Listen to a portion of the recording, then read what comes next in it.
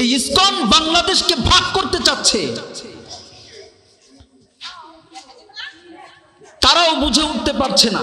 সাধারণ যারা সনাতন ধর্মাবলম্বী রয়েছে তারা ইসকন সংগঠনটা কি তারা বুঝে না, কিন্তু তারা বিভিন্ন মন্দিরের দিকে লক্ষ্য রেখে তাদের ধর্মের উপরে, যেমন মুনাফিকরা, আমাদের মুনাফিকরা ধর্মের অপব্যবহার করে তাদের স্বার্থ হাসিল করে, ইসকনরাও সনাতন ধর্মাবলম্বীদের পক্ষে গিয়ে তাদের গির্জায় গিয়ে তাদের মন্দিরে গিয়ে তাদের ধর্মের সাথে সাথে এমন কিছু কালো জাদু নিযুক্ত করে দিচ্ছে যা তাদের যুবকদেরকে কাছে নিয়ে আয়ত্ত করে নিয়ে মুসলমানদের মা বোনদের প্রতি টার্গেট করেছে ভাগুয়া লাভ জিহাদ।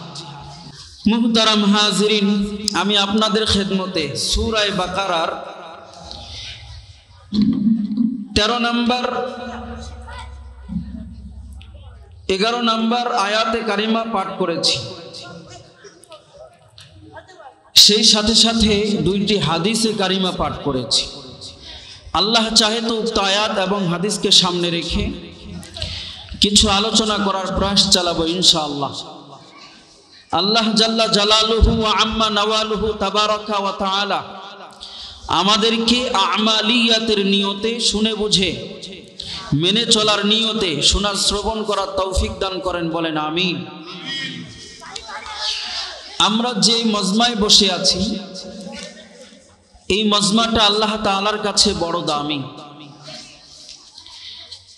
পৃথিবীর বুকে যেখানে আল্লাহ এবং আল্লাহর রাসূলের আলোচনা করা হয় সেই মজলিসটাকে আল্লাহ তাআলার রহমতের ফেরেশতারা চতুর্দিকে বেষ্টন করে রাখে, বলেন সুবহানাল্লাহ।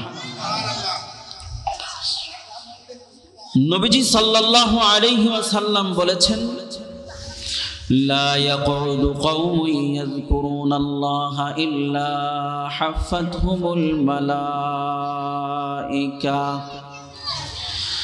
ওয়া গাশিয়াতুহুমুর রাহমাহ ونزلت عليهم السكينة وذكرهم الله في من عنده।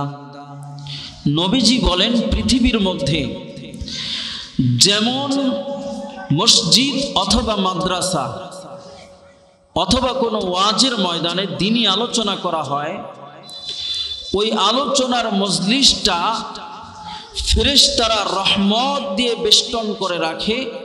এমনকি ওই মজমার মধ্যে ওয়া নাযালাত আলাইহিমুস সাকিনা, তাদের উপরে যারা এখানে বসে থাকে রহমতের সাকিনা আল্লাহ এই মজমার উপরে নাজিল করতে থাকে, বলেন সুবহানাল্লাহ। শুধু তাই নয়, ওয়া যাকারাহুমুল্লাহু ফী মান ইনদাহ, হাদিসের শেষাংশে এসেছে যে স্থানে আল্লাহ তাআলার দ্বীনি আলোচনা করা হয় ওই মজলিসটাকে নিয়ে স্বয়ং আল্লাহ ফেরেশতাদের সাথে আলোচনা করতে থাকে, বলেন সুবহানাল্লাহ। এই যে আমরা আলোচনা করছি, তো আমাদের কথা আল্লাহ নিজে আরশে আজিমে বসে ফেরেশতাদের সাথে আলোচনা করছেন। তাহলে এর থেকেই বোঝা গেল পৃথিবীর বুকে আমার চাইতে আপনার চাইতে উৎকৃষ্টতম বান্দা এখন যে মজলিসে যারা উপস্থিত হয়েছে তারাই আল্লাহর কাছে দামি। আর যারা এই মজলিস থেকে বাহিরে আছে, শয়তানের ধোঁকায় পড়ে বাইরে ঘোরাফেরা করছে, তারা এই রহমত থেকে বঞ্চিত। আমি ওই ভাইদেরকে লক্ষ্য করে বলতে চাই, এই একদিনকার মাহফিল প্রতিদিন হবে না, আল্লাহর রহমত প্রতিদিন নাজিল হবে না। এই রহমত থেকে বঞ্চিত হতে না চাইলে এখনো যারা বাইরে ঘোরাফেরা করছে, আমি উদারত আহ্বান জানাবো, আপনারা এই মজলিসে চলে আসেন। এটা হলো কোরআনের বাগান, এটা হাদিসের বাগান, তালিবুল ইলমদের বাগান। এখানে তারা দ্বীনি ইলম শিক্ষা করে, কারণ তারা ফরজ দায়িত্ব পালন করে।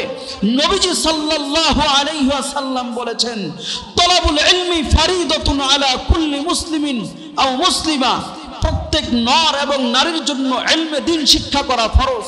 এই ফরজ দায়িত্ব আপনার আমার এখান থেকে যদি একটি মাসআলা শিক্ষা গ্রহণ করতে পারি, এটাই আমার কাল কিয়ামতের ময়দানে নাজাতের উসিলা হয়ে যেতে পারে, বলেন কি ঠিক না বেঠিক? আহাব্বুল আ'মালি ইলাল্লাহি আদওয়ামুহা ওয়া ইন ক্বাল্লাহ,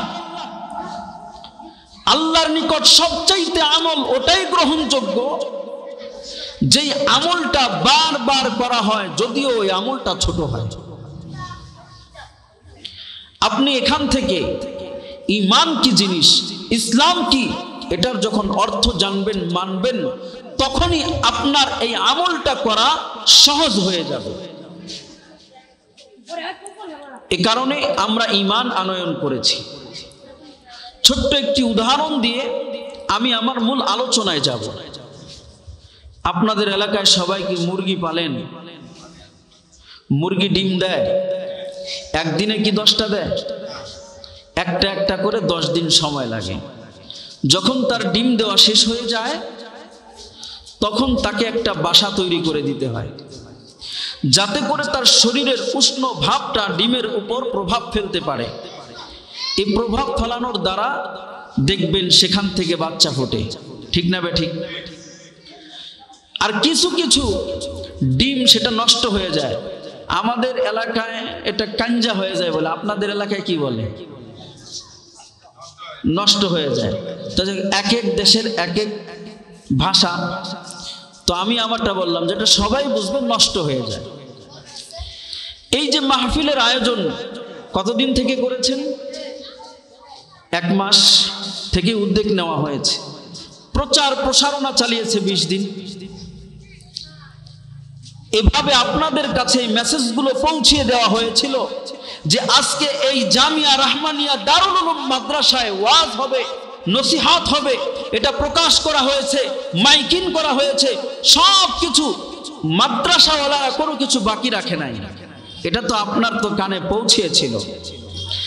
আজকের এই মজমায় যারা আসবে, বসবে, যেভাবে মুরগির উষ্ণতা পেলে মুরগির বাচ্চা ফুটে, নষ্ট হয় না, ঠিক তদ্রুপ অনুরূপ ভাবে যারা এই মজমায় উপস্থিত থেকে আলোচনা শুনবে, বাহিরে থাকবে যারা, তারা ওই নষ্ট ডিমের মতোই হয়ে থাকে। ঠিক না ঠিক?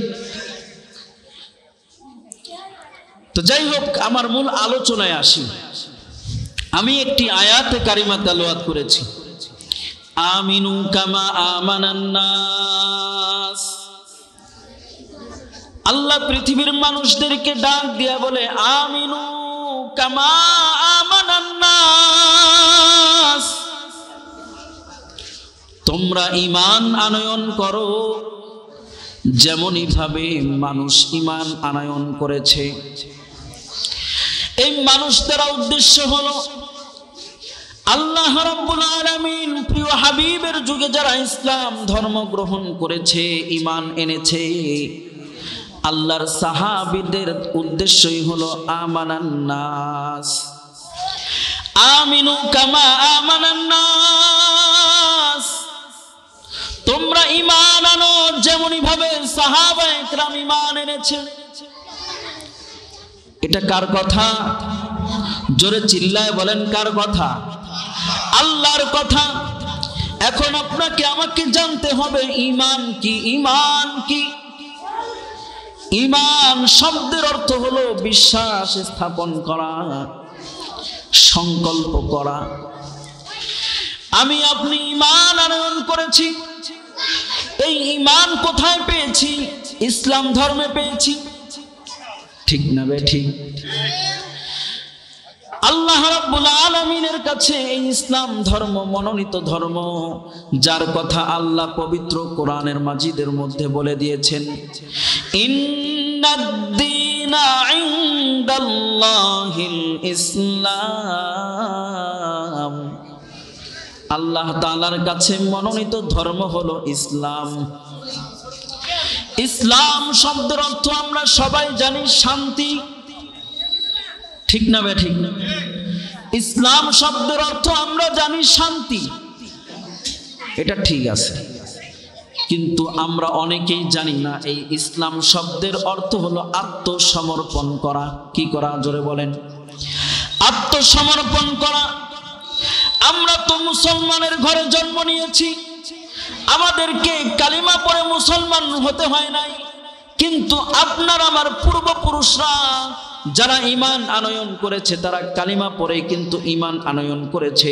আমাদের পূর্বপুরুষরা তো হলো সাহাবায়ে কেরাম, তারা ঈমান আনয়ন করেছে।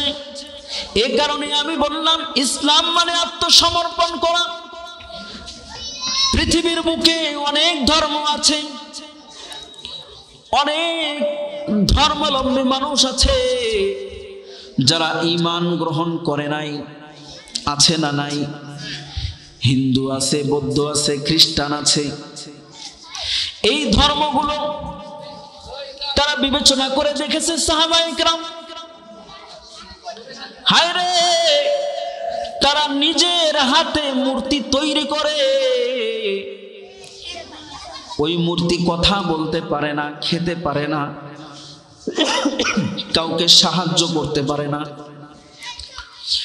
এমনকি তার সামনে খানা পিনা রেখে দেওয়া হলেও সে খাইতে পারে না। যারা বুঝে যে এটা আমার রব হতে পারে না, আমার পালনকর্তা হতে পারে না, এটা যখন অন্য ধর্মাবলম্বী লোকেরা চিন্তা ভাবনা করে তখন কিন্তু আমাদের ধর্মে তারা চলে আসে, ইসলাম ধর্ম গ্রহণ করে। ঠিক না বে ঠিক?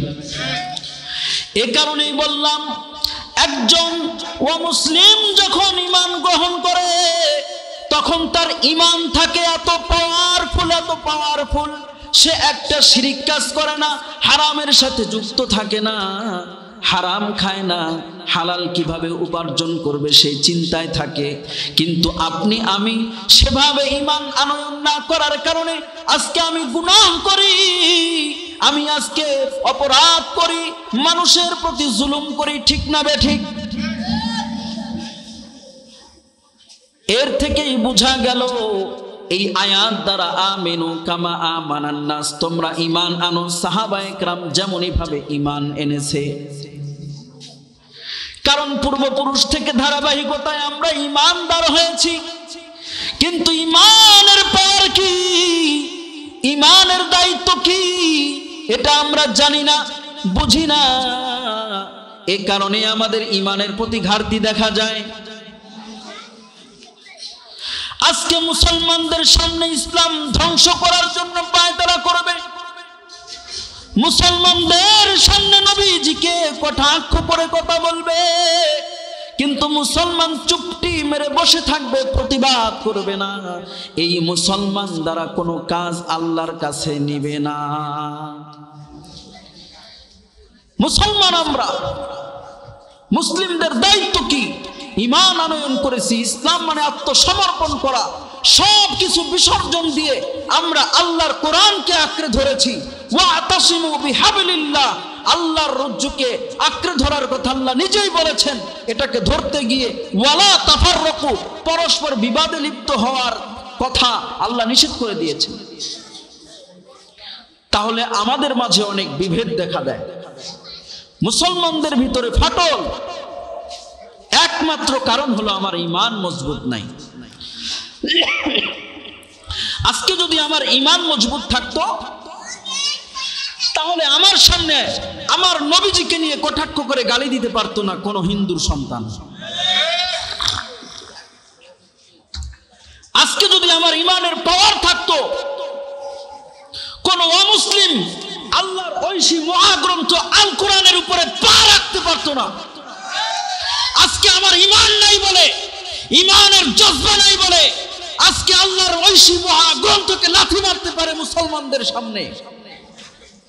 এই ঈমান জাগবে কখন? এই ঈমান তৈরি হবে কখন?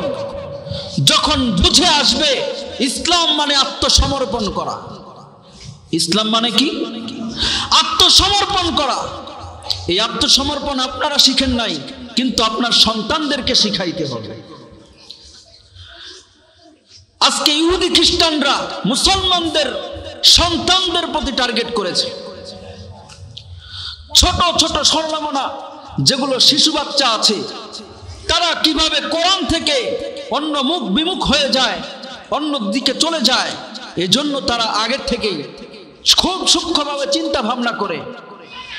আমরা সবাই বুঝতে পারবো যে ফজরের পর পরে যে স্কুল খোলা হয়, স্কুলের নাম কি? জোরে বলেন, স্কুলের নাম কি? কথা কয় না। ব্রাক কি? ব্রাক। এই ব্রাককে চালু করে, কারণ ওই সময় মুসলমানদের সন্তানদের এই ব্রাক চালু থাকলে, কারণ পৃথিবীর বুকে সব মসজিদের মধ্যে মক্তব চালু, আপনার সন্তান যদি খুব সকালে উঠে ব্রাকে চলে যায় তাহলে সে কোরআন শিক্ষা থেকে বঞ্চিত থাকবে। এটা এর থেকে সচেতন হতে হবে। এই কারণেই এই কিন্টার গার্ডেনগুলোর প্রয়োজন, যাতে করে আপনার আমার এই শিশু বাচ্চাদের ঈমান আমল হেফাজত হয়। তলাবুল ইলমি ফারিদাতুন আলা কুল্লি মুসলিমিন আও মুসলিমা। নবীজি বলেন, পৃথিবীর সব মানুষদের উপরে, যারা নর আছে এবং নারী আছে, পুরুষ মহিলা, সবার জন্য ইলমে দ্বীন শিক্ষা করা ফরজ। এটা কে বলেছেন বলেন? আপনার আমার প্রিয় হাবিব সাইয়্যিদুনা মুহাম্মদ আরবি মুহাম্মাদুর রাসূলুল্লাহ সাল্লাল্লাহু আলাইহি ওয়াসাল্লাম জানায়া দিয়েছেন যে তোমরা ইলমে দ্বীন শিক্ষা করে, এটা তোমাদের জন্য ফরজ, নৈতিক দায়িত্ব। এখন আপনি আমি একটু চিন্তা করে দেখি যে আমি আপনি কতটুকু ইলমে দ্বীন শিক্ষা করা এই ফরজ দায়িত্ব পালন করলাম, অথবা আমি আমার সন্তানদেরকে শিখাইতেছি কিনা, এটা একটু চিন্তা ভাবনা করেন। কারণ ফরজ তো আল্লাহর পক্ষ থেকে, এটা মানতেই হবে, করতেই হবে। এজন্য আমাদের ঈমান মজবুত রাখতে হবে। ঈমান আমাদেরকে এমন ভাবে আঁকড়ে ধরে রাখতে হবে, যদি আমার উপরে জুলুম নির্যাতন করা হয় তবু আমার ঈমান থাকবে মজবুত। কারণ আমিনু কামা আমানান নাস, আল্লাহ জানায়া দিছে, ও পৃথিবীর মানুষ তোমরা ঈমান আনয়ন করো যেমনই ভাবে সাহাবায়ে কেরামরা ঈমান আনয়ন করেছে। সাহাবায়ে কেরাম যখন নবীজির উপর ঈমান এনেছে, তাদের উপরে এমন আক্রমণ করা হয়েছে, জুলুম নির্যাতন করা হয়েছে, তবুও তারা বিন্দু পরিমাণ ঈমান ছাড়ে নাই, ঈমান ছাড়ে নাই। একজন সাহাবীর নাম হলো হাবিব বিন যায়েদ রাদিয়াল্লাহু তাআলা আনহু।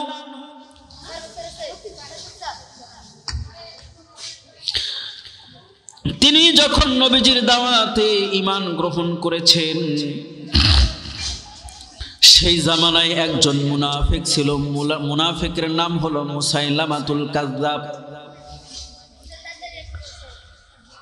বাহরাইন থেকে হাবিব বিন যায়েদ রাদিয়াল্লাহু তাআলা আনহু ব্যবসার কাজ সেরে মদিনার পথে আসতেছে। পথিমধ্যে মুসাইলামাতুল কাযযাব পথের মধ্যে হাবিব বিন যায়েদকে আটকিয়েছেন। হাবিব বিন যায়েদকে বলে, হাবিব, আমাকে তুমি নবী হিসেবে গ্রহণ করো, তাহলে আমি তোমাকে কোনো প্রকার কষ্ট দেব না। হাবিব বিন যায়েদ রাদিয়াল্লাহু তাআলা আনহু মুসাইলামাতুল কাযযাবকে ডাক দিয়া বলে, এ মিথ্যাবাদী মুসাইলামা, আমার এই দেহে যতক্ষণ পর্যন্ত প্রাণ আছে ততক্ষণ পর্যন্ত আমি তোমাকে নবী হিসেবে গ্রহণ করতে পারবো না, কারণ তুমি হলা মিথ্যা নবী দাবিদার।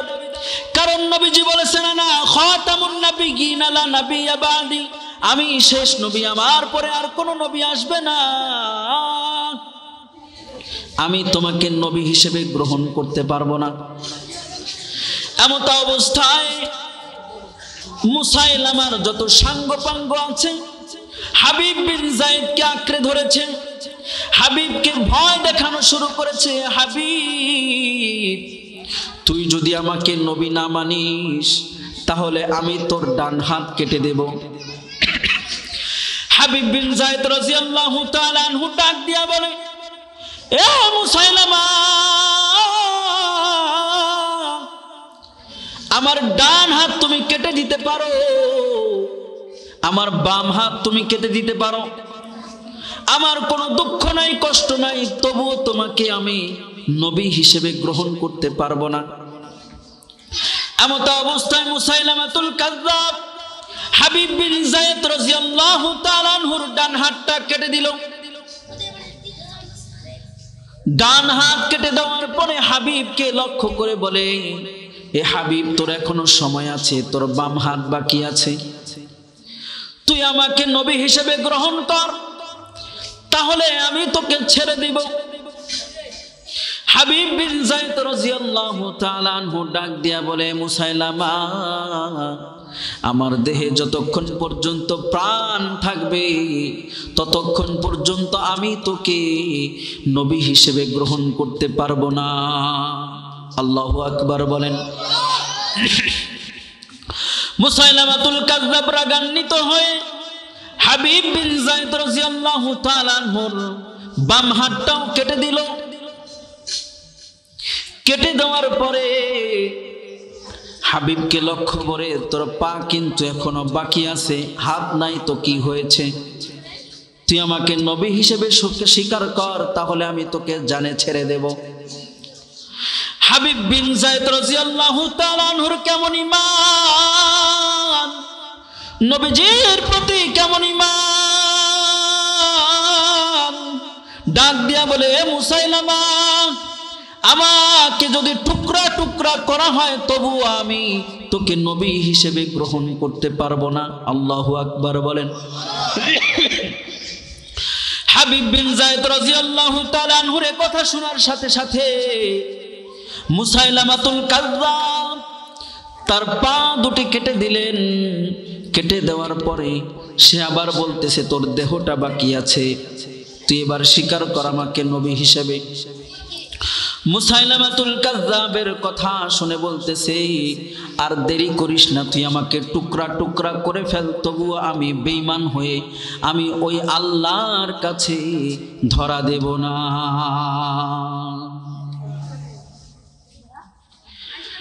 মুসাইলামাতুল কাযযাব রাগান্বিত হয়ে হাবিব বিন যায়েদ রাদিয়াল্লাহু তাআলা আনহুকে টুকরা টুকরা করে ফেললেন।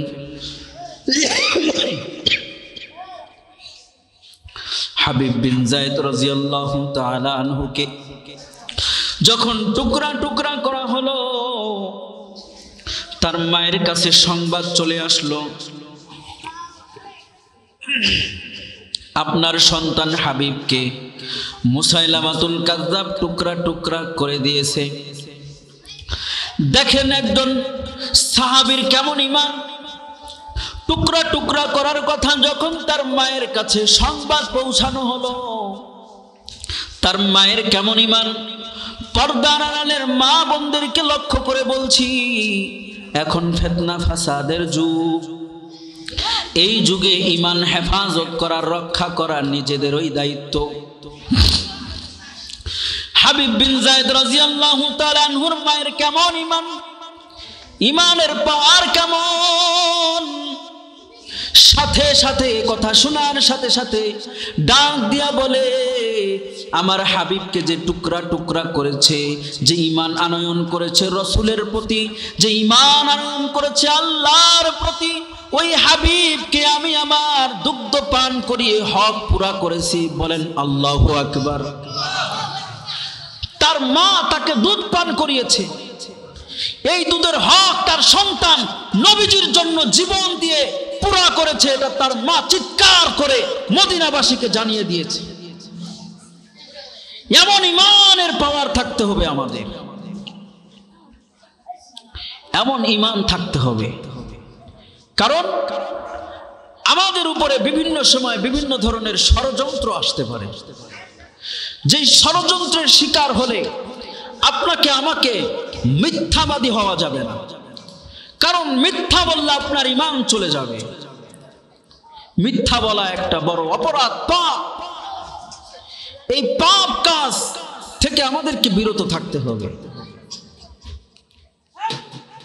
মেসেজ আমাদের অবশ্যই দেওয়া দরকার। তার আগে আমি একটু অন্য বিষয়ে কথা বলে এই বিষয়ে আসব।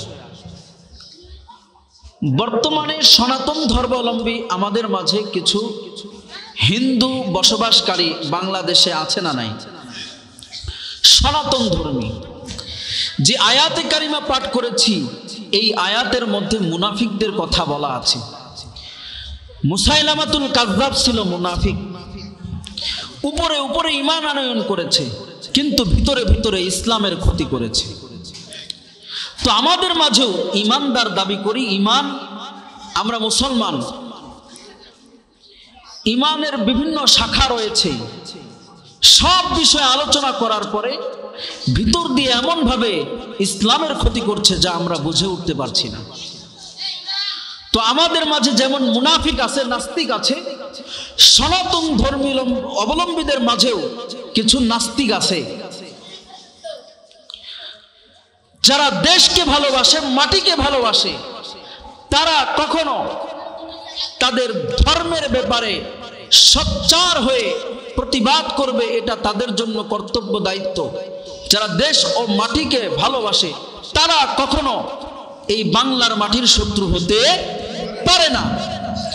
কিন্তু তাদের মধ্যে হতে আরেকটি দল আছে, যেমন আমাদের মাঝে মুনাফিক মার্কা মুসলমান আছে যারা ইসলামের ক্ষতি করে। ওই সনাতন ধর্মাবলম্বীদেরও তাদের ওই ধর্মকে কলঙ্ক করার জন্য ইসকন নামক বাংলাদেশে একটি সন্ত্রাসী জন্ম নিয়েছে। এই ইসকন বাংলাদেশকে ভাগ করতে চাচ্ছে।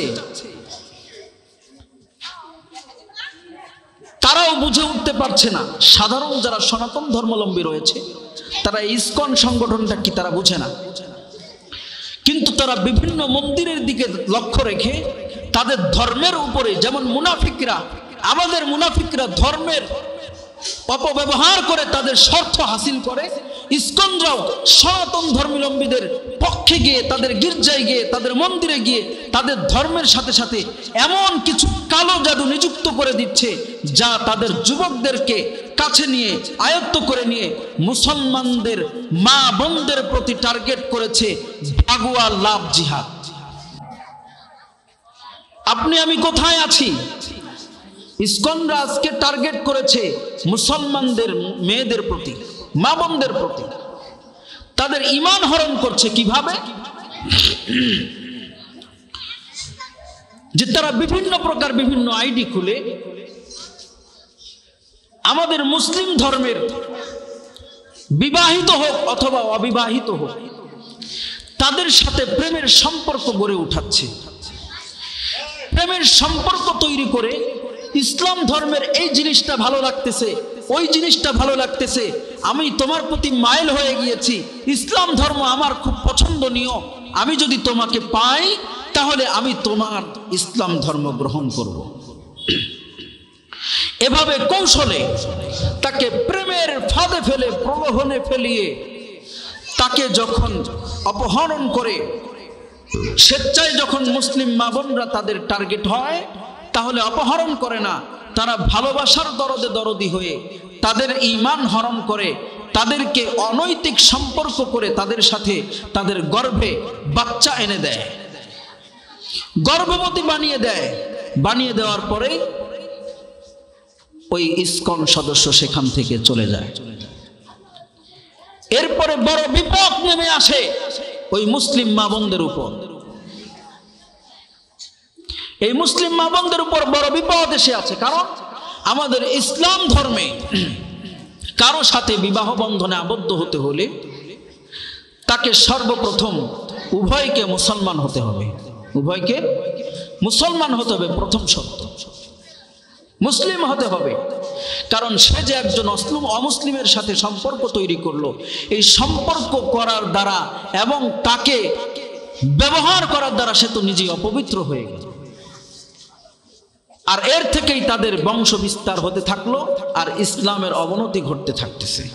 এটা টার্গেট নিয়ে তারা বাংলার জমিনে, আজকে আপনারা সোশ্যাল মিডিয়ার যুগ লক্ষ্য করেছেন, বিভিন্ন জায়গায়, এমনকি আমাদের দেবীগঞ্জ শহরের ভিতরে 2 জায়গায় এমন ঘটনা ঘটেছে, গাজীপুরে তো এটা চলমান আছেই। এ কারণে আমাদেরকে সোচ্চার হতে হবে, ঈমান হেফাজত করতে হবে। আমাদের বাংলাদেশ থেকে ইসলাম যারা মুছে দিতে চায় তারা মুছে যাবে, আমার বাংলাদেশে ইসলাম টিকে থাকবে। কথা বলেন ঠিক কিনা? মানুষের নাম বদলাইতে পারি, আমরা আমাদের বাংলাদেশের নাম বদলাইতে পারি, কিন্তু আমরা ইসলামকে কোন প্রকার এখান থেকে বদলাইতে চাই না, বাংলাদেশের সব মানুষের নাম বদলাতে পারে, বইয়ের পাতায় স্বাধীনতা সংগ্রাম বদলাতে পারে, বঙ্গোপসাগরের সব পানি যেতে পারে শুকিয়েও, গোটা রাজধানী গিলে নিতে পারে বুড়িগঙ্গার ঢেউ, সুন্দরবন কেটে হতে পারে ইটের ভাটার লাকড়ি, শিল্পপতিরা দেউলিয়া হয়ে খুঁজতে পারেন চাকরি, চোর গুন্ডারা পেয়ে যেতে পারে মন্ত্রীর মর্যাদা, আইনের ফাঁকে কালো টাকা সব হয়ে যেতে পারে সাদা। অনেকেই বলে এদেশে নাকি হুজুগে জাতির দেশ, দফায় দফায় বদলায় এর রং ঢং পরিবেশ, তাই বলে ইসলাম তো এসে এদেশে হুজুগে হবে না শেষ, হুজুগে হবে না শেষ। ইসলাম এ মাটির পরতে পরতে জনপদে ঘরে ঘরে, ইসলাম এ জাতির 90% মানুষের অন্তরে, ইসলাম নিয়ে কেউ ছিনিমিনি খেলে এমন শক্তি নেই, আর কিছু থাক না থাক এদেশে ইসলাম থাকবেই, আর কিছু থাক না থাক এদেশে ইসলাম থাকবেই, সব কিছু বদলে যাক এদেশে ইসলাম থাকবেই। কথা বলেন ঠিক কিনা? বাংলাদেশের সব মানুষের নাম বদলাতে পারে, বইয়ের পাতায় স্বাধীনতা সংগ্রাম বদলাতে পারে, বঙ্গোপসাগরের সব পানি যেতে পারে শুকিয়েও, গোটা রাজধানী গিলে নিতে পারে বুড়িগঙ্গার ঢেউ, সুন্দরবন কেটে হতে পারে ইটের ভাটার লাকড়ি, শিল্পপতিরা দেউলিয়া হয়ে খুঁজতে পারেন চাকরি, চোর গুন্ডারা পেয়ে যেতে পারে মন্ত্রীর মর্যাদা, আইনের ফাঁকে কালো টাকা সব হয়ে যেতে পারে সাদা। অনেকেই বলে এদেশে নাকি হুজুগে জাতির দেশ, দফায় দফায় বদলায় এর রং ঢং পরিবেশ, তাই বলে ইসলাম তো এদেশে হুজুগে হবে না শেষ, হুজুগে হবে না শেষ। ইসলাম এ মাটির পরতে পরতে জনপদে ঘরে ঘরে, ইসলাম এ জাতির 90% মানুষের অন্তরে, ইসলাম নিয়ে কেউ ছিনিমিনি খেলে এমন শক্তি নেই, আর কিছু থাক না থাক এদেশে ইসলাম থাকবেই, সব কিছু বদলে যাক এদেশে ইসলাম থাকবেই। ন্যাশনাল স্টেডিয়াম হতে পারে তাজিমি ডঙের শৃঙ্গে, ন্যাশনাল পার্ক দোয়েলে বাদলে হতে পারে কবু ফিঙ্গে, ন্যাশনাল পার্ক করা যেতে পারে কেন্দ্রীয় কারাগারকে, সেন্ট্রাল জেল হতে পারে ফ্যান্টাসি কিংডম পার্কে, আইন পাশ করে মাসের আড়ত হতে পারে সংসারটাও, যখন তখন যে কোনো পক্ষে যেতে পারে জনমতটাও, নীতির অভাবে রাজনীতি সব হয়ে যেতে পারে বন্ধ, মিটে যেতে পারে রাজাকার আর মুক্তিযোদ্ধা দ্বন্দ্ব, রাষ্ট্র চাইলে সময়ের কাটা হতে পারে আগে পিছু, সম্ভাবনার স্বদেশে আমার হতে পারে সব কিছু, শুধু ইসলাম রবে চির উন্নত, কখনো হবে না নিচু, কখনো হবে না নিচু। ইসলাম এ মাটির পরতে পরতে জনপদে ঘরে ঘরে, ইসলাম এ জাতির 90% মানুষের অন্তরে, ইসলাম নিয়ে কেউ ছিনিমিনি খেলে এমন শক্তি নেই, আর কিছু থাক না থাক এদেশে ইসলাম থাকবেই, সব কিছু বদলে যাক এদেশে ইসলাম থাকবেই। আওয়ামী লীগের নেতা কর্মীরা বিএনপি হতে পারে, অবাক হব না বিএনপি যদি নৌকায় সিল মারে, রাজপথ থেকে মুছে যেতে পারে গণতন্ত্রের দাবি, শাসকের হাতে চলে যেতে পারে ক্ষমতার তালা চাবি, স্বার্থের হাত লাড়তেও পারে আইনের কলকাঠি, আবার রক্তে লাল হতে পারে আমার দেশের মাটি। ক্লাইভের সাথে হতে পারে ফের মির্জাফরের সন্ধি, বিদ্রোহী কবি হতে পারে ফের লৌহ কপাটে বন্ধি, এই বীরদের মাটি বীরদের ঘাটি শহীদের বাংলায়, জনতার ভোটে কিবা ভোট লুটে যেই যাক ক্ষমতায়, নাস্তানাবুদ হয়ে যাবে যদি ইসলাম ভুলে যায়, ইসলাম ভুলে যায়, ইসলাম ভুলে যায়। ইসলাম এ জাতির 90% মানুষের অন্তরে, ইসলাম এ মাটির পরতে পরতে জনপদে ঘরে ঘরে, ইসলাম এ জাতির 90% মানুষের অন্তরে, ইসলাম নিয়ে কেউ ছিনিমিনি খেলে এমন শক্তি নেই, আর কিছু থাক না থাক এদেশে ইসলাম থাকবেই, সব কিছু বদলে যাক এদেশে ইসলাম থাকবে। এজন্য ইসলাম টিকিয়ে রাখার জন্য আমাদের ঈমান মজবুত রাখতে হবে। কেমন ঈমান মজবুত রাখতে হবে? আমাদেরকে হযরত খুবাইব রাদিয়াল্লাহু তাআলা আনহুর মতো ঈমান মজবুত রাখতে হবে। যখন বাতিল ফিরকারা আপনাকে আক্রমণ করবে, আপনাকে গ্রেফতার করে নিয়ে যাবে, যখন কোনো মিথ্যা আপনাকে বলার জন্য উৎসাহিত করবে বিভিন্নভাবে ষড়যন্ত্র করে, তখনও আপনাকে আমাকে ঈমান মজবুত রেখে সত্যটাই বলতে হবে। ঠিক না বেঠিক? হযরত খুবাইব রাদিয়াল্লাহু তাআলা আনহু বেঈমানদের কাছে গ্রেফতার হয়ে গিয়েছিল। তাকে একটি কামরার মধ্যে আবদ্ধ করে রাখা হয়েছিল, তাকে কোনো প্রকার খাবার দেওয়া হয়নি। আটকিয়ে রাখার পর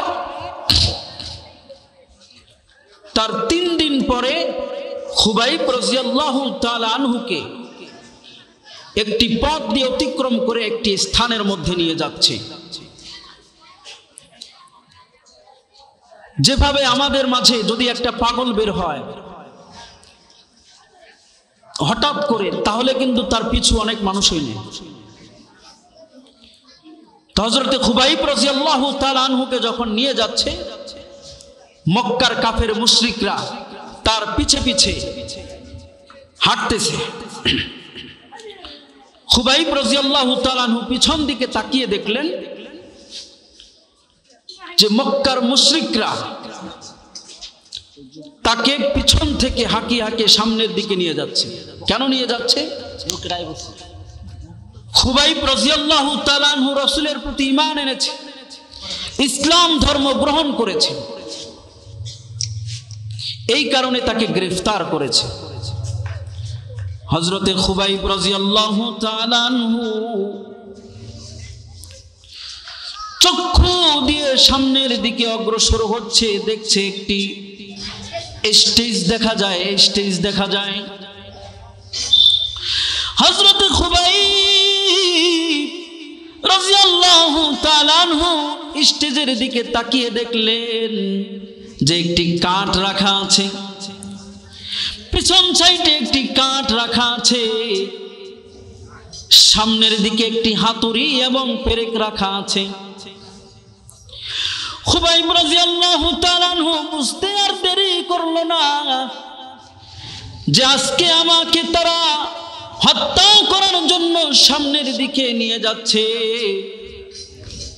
যখন স্টেজের সামনে সবাই খুবাইব রাদিয়াল্লাহু তাআলা আনহুকে উপস্থিত করলেন, উপস্থিত করার পরে খুবাইব রাদিয়াল্লাহু তাআলা আনহুকে ওই মুশরিকরা ডাক দিয়া বলে, খুবাইব তোমার শেষ ইচ্ছা কি বলো? তোমাকে তো আমরা হত্যা করে ফেলবো।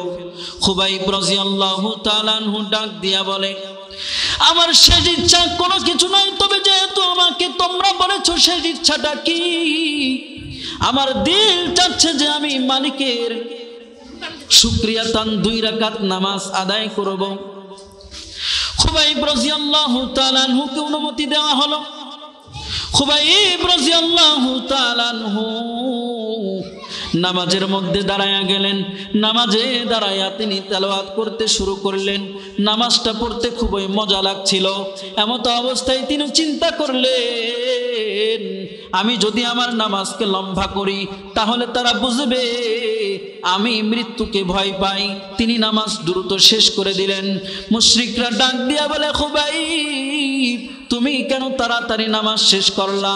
এমত অবস্থায় খুবাইব ডাক দিয়া বলে, এ কারণে আমি নামাজ শেষ করলাম, কারণ আমি যদি নামাজ দীর্ঘায়ু করি তাহলে তোমরা ভাববা আমার মৃত্যুর ভয় আছে। আমি তো মৃত্যুর ভয় করি না, আমি ঈমান গ্রহণ করেছি। খুবাইব রাদিয়াল্লাহু তাআলা আনহু এর কথা শোনার পরে ওই মুশরিকরা হাত দুটো এভাবে মেলিয়ে দিয়ে সর্বপ্রথম খুবাইব রাদিয়াল্লাহু তাআলা আনহুর ডান হাতের মধ্যে পেরেক মেরে দিল, এরপরে বাম হাতের মধ্যে পেরেক মেরে দিল। মেরে দেওয়ার পরে খুবাইব রাদিয়াল্লাহু তাআলা আনহুকে ডাক দিয়ে বলে, এ খুবাইব তোমার এখনো সময় আছে, তুমি যদি মুহাম্মাদের ধর্ম ছাড়ো, ইসলাম ধর্ম ছাড়ো, তাহলে আমি তোমাকে ছেড়ে দিব, ছেড়ে দিব।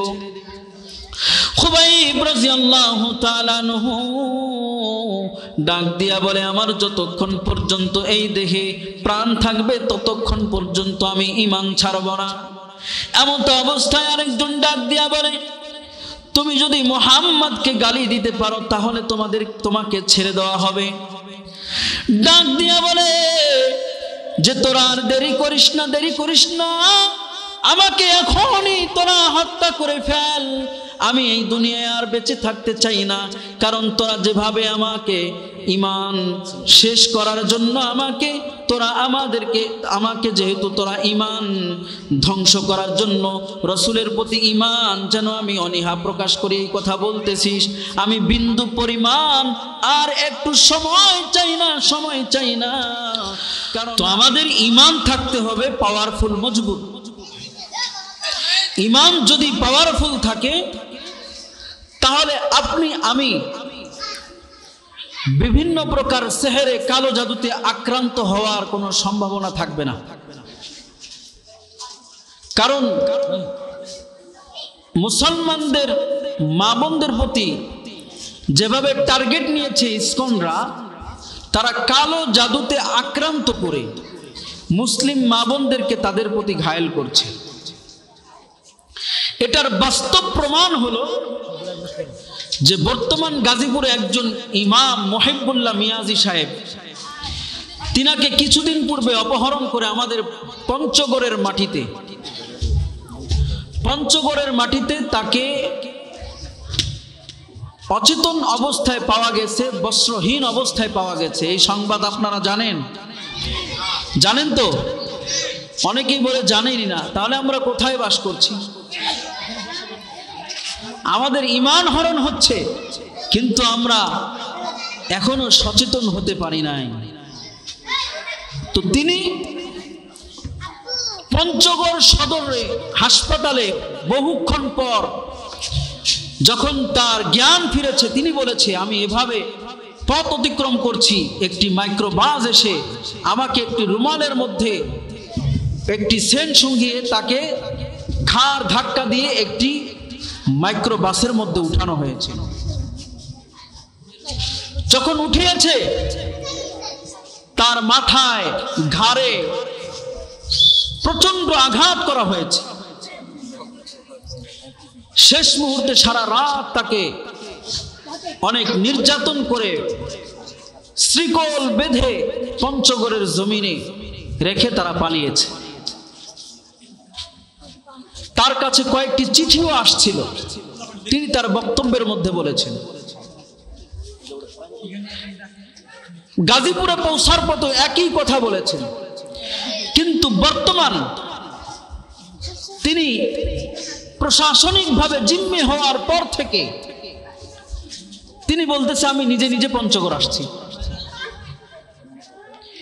নিজে নিজে আমি শিকল বেঁধেছি, নিজে নিজে কাপড় খুলেছি। একজন মানুষ অপহরণ হওয়ার পরে এখানে যে বক্তব্য দিয়েছে, গাজীপুরে সেই বক্তব্যই দিয়েছে।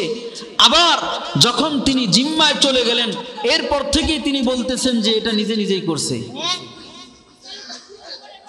তাহলে আপনি আমি এখান থেকে বুঝবো কি, তিনাকে এখানে জিম্মি করার পরে তাকে কালো জাদু করা হয়েছে। কারণ আপনার আমার নবী সাইয়্যিদুনা মুহাম্মদ আরবি মুহাম্মদুর রাসূলুল্লাহ সাল্লাল্লাহু আলাইহি ওয়াসাল্লামকেও এই কালো জাদুতে সেহরে আক্রান্ত করা হয়েছিল।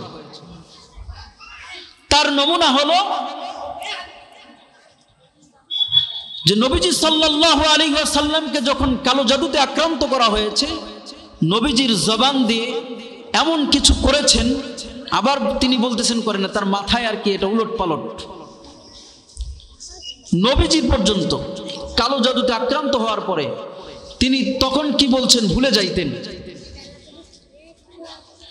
ভুলে যাওয়ার পরে তিনি হঠাৎ চিন্তা করলেন, আম্মা জান আয়েশা রাদিয়াল্লাহু তাআলা আনহা, তিনি বলতেছেন, নবীজি আপনি তো এই মাত্র এই কাজটা করছেন, আবার ভুলে গেলেন কেন? আমি কিছু বুঝতেছি না।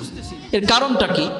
এর কারণ হলো যে নবীজি সাল্লাল্লাহু আলাইহি ওয়াসাল্লাম যে চিরুনি দিয়ে মাথা আশ্রাইতেন, দাড়ি আশ্রাইতেন, চিরুনি করতেন, নবীজি সাল্লাল্লাহু আলাইহি ওয়াসাল্লামের একজন খাদেমের মাধ্যমে একজন ওই মুশরিকের সদস্য এসে এটাকে কিছু চুল এবং চিরুনি নিয়ে যায়।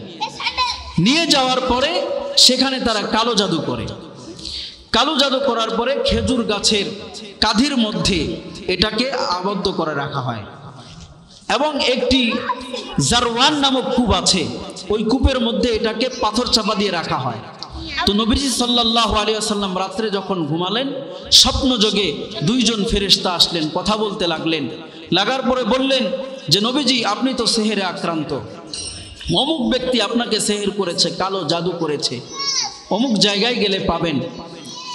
তো নবীজি সাল্লাল্লাহু আলাইহি ওয়াসাল্লাম হযরতে আলী রাদিয়াল্লাহু তাআলা আনহু, যায়েদ রাদিয়াল্লাহু তাআলা আনহুকে পাঠিয়ে দিলেন যে অমুক জারওয়ান নামক কূপের মধ্যে গিয়ে তোমরা এটা সন্ধান দাও মিলে কিনা।